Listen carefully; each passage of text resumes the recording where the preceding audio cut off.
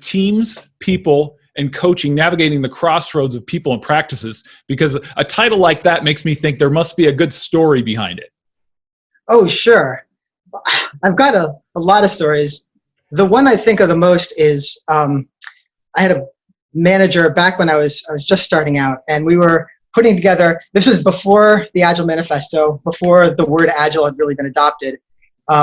This is a team that was actually trying to work on an SDLC, building just out process.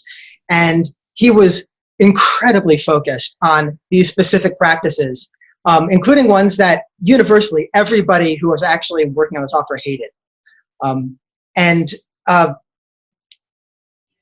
The usual organizational stuff happened. People changed hats. People were very unhappy. Yeah. I won't go into the gory details, but it really made it clear that there's something beyond practices. But that really didn't click for me until Jenny Green and I worked on our fourth book, Beautiful Teams, because we were still very much in the practices mindset. Practices. Everything you do, that the lessons were. It was only in retrospect I recognized that the lesson to learn was that you can't just shove practices down people's throats.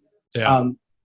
But Beautiful Teams was really interesting. So that was a book where we talked to as many different people as we could. People from small companies, big companies, people, junior developers, CTOs of giant companies. Even spent some time with did a great interview with a guy who's David Bowie's producer, talking about how he gets the people in rock bands to make music.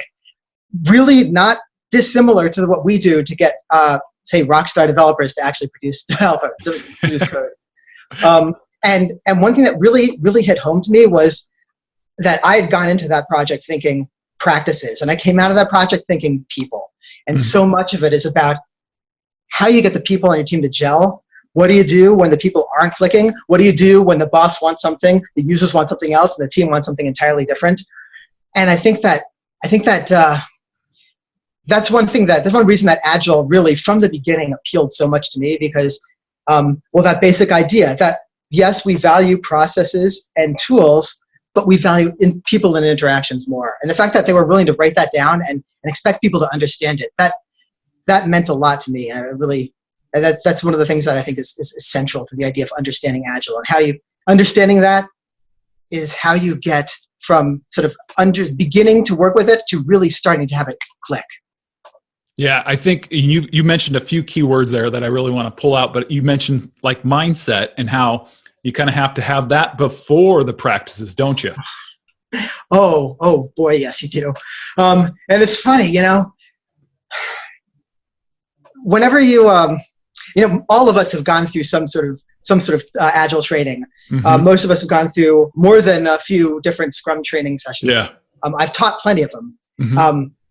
And almost always, there's a slide at the beginning that's got the Scrum values. You've got the Agile Manifesto with its 4 values, and the Scrum values. Courage and openness and commitment, focus and respect. Yeah. And they're okay. We got past that stuff. That's the boilerplate stuff we have to tell you about. Now let's tell you about these great practices: the daily stand-ups, daily scrums, sprints, iterations. And all those practices are great, and I swear by them in a lot of cases. The thing about mindset is that those values, they're kind of like the hidden, they're out there in plain sight, but for a lot of people, they're hidden. They kind of gloss over them. Yeah. Because you say, well, respect, who could not care about respect? Like, who could not take respect seriously, make that one of their values? Okay, well, go to a team that's been asked to deliver something on an impossible deadline. That's disrespectful. Openness. Who could say anything about openness? But I personally, especially early in my career, when I was kind of like a senior developer coming out of like a, computer science graduate, knew everything about everything. Oh, don't tell me about it. Oh, who are you looking at my code? That's the opposite of openness. But also openness as a team, like being willing as a team to say, this is what we're doing. Here are our stories. Here's what we're working on. Here's what we expect to do this sprint. Here's our story map. Here's really what we think will probably get done over the next few months. that is a kind of openness that will kill you in a lot of organizations, because there's a lot of and that's actually one of those interesting things that, again, Jenny and I really put this together when we were working on Beautiful Teams, and especially working on Learning Agile.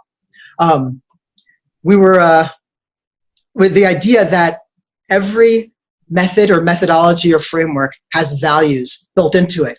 Those values define the mindset. You really need to take like personally and seriously and internalize these ideas of openness and respect and focus, courage and commitment, if you really want to get Scrum.